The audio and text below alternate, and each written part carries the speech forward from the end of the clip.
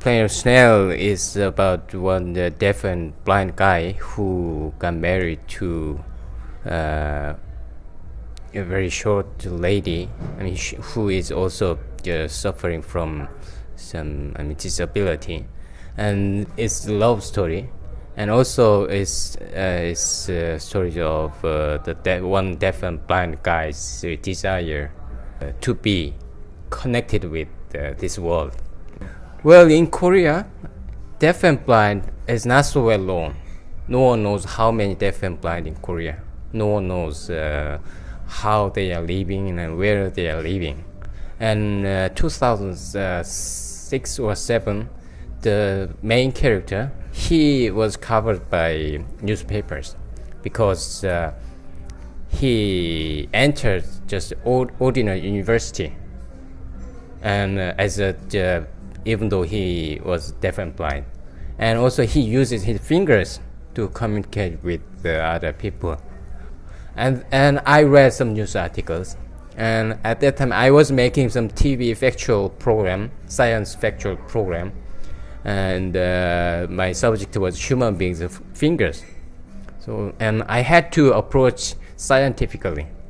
And I read the main character's story in the newspaper, and it was very interesting that he uses his fingers to communicate. So I met him and I filmed him for, at that time, just 2 days I filmed. And after that, it was 2008 winter. And after 1 year, I had to prepare my next documentary film. Suddenly, I came to think about him, and then I met him several times, and I heard about his story. I mean, when he was very young, and how he got married to her, and something like that.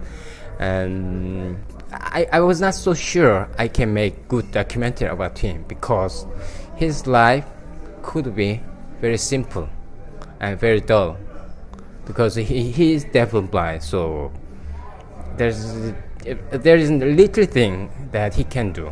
So going to school with his wife and coming back with his wife, reading books on the braille writers, and eating, sleeping. That was all. So it could be very boring, as a documentary.